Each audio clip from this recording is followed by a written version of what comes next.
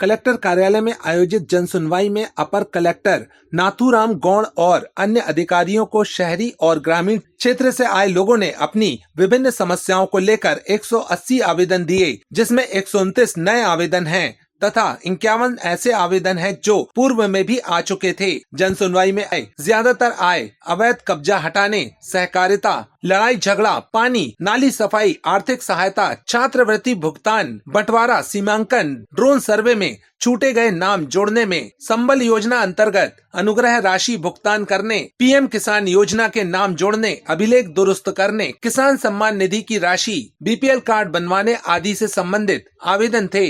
अपर collector Shri Gaur ने पुराने 25 आवेदनों की अलग सुनवाई की, जिसमें मुख्य रूप से कबाड़ी द्वारा अवैध कब्जा, कोर्ट के आदेश पालन, पारिवारिक जमीन पर देवांश रेसिडेंसी के नाम से कॉलोनी बनाए जाने, खसरे में नाम दर्ज करने, अवैध कब्जा हटाने, फौती नामांतरण, सीमांकन करने, मूंग की राशि का भुगतान करने आदि आवेदन शामिल थे। ये कांग्रेस कमेटी जबलपुर द्वारा एक ज्ञापन सौंपा गया है कलेक्टर साहब के लिए कि जबलपुर में गरीबों को घर पर जेडीए द्वारा बुलडोजर की कार्रवाई की जा रही है, इसको विरोध कर रहे हैं। उसको ज्ञापन के तहत उसको कार्रवाई रोकने की ज्ञापन दिया गया है, जिसको कलेक्टर साहब के संज्ञान में लाया जाएगा और कार्रवाई। देखिए, ये घटना शताब्दीपुरम विजयनगर की है, जहां पर कल जेडीए और जिला प्रशासन की संयुक्त कार्रवाई के चलते इन गरीब परिवारों के घरौंदे उजाड़े गए। संविधान में साफ तौर पे कहा गया है कि अगर आप किसी व्यक्ति का घर उजाड़ते हैं तो उसके पहले आपको विस्थापन की कार्रवाई करनी है। एक तरफ प्रदेश की सरकार मंचों से बोल रही है कि हम गरीबों के घर बना रहे हैं, गरीबों को आवास योजना से जोड़ने का काम कर रहे हैं, गरीबों के घर बनाने के लिए हम ऋण दें। ये तमाम बातें खोखली झूठी साबित होती हैं जब इस तरीके की कार्रवाई जबलपुर में देखने को मिलती है।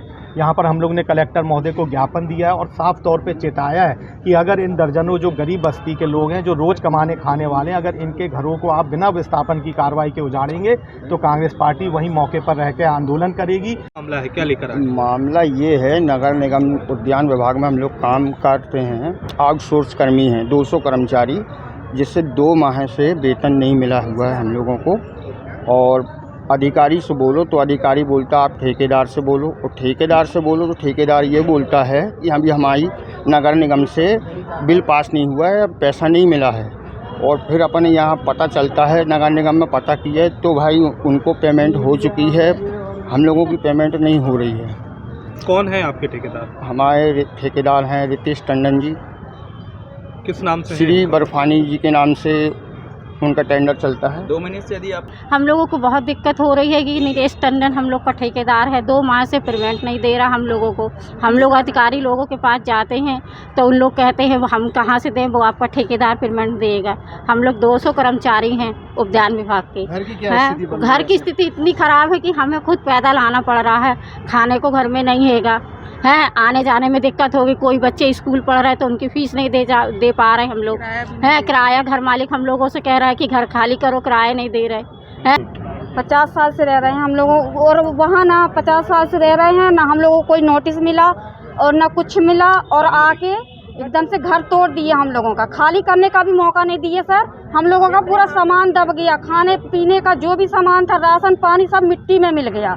उसके बाद 3 महीने तक हम लोग ऐसे ठंड में बच्चों को बूढ़ों को लेके ऐसे रोड में सड़क में पड़े रहे हैं, कोई झांकने नहीं आया। अचानक से कल फिर आ गए, कह रहे हैं कि शुक्रवार तक का समय दे रहे हैं, जगह खाली चाहिए हम लोगों को और 10,000 लो और हमारी जगह खाली करो। कौन है? अब जिन्होंने खरीदा होगा वो होंगे प्लाट वाले।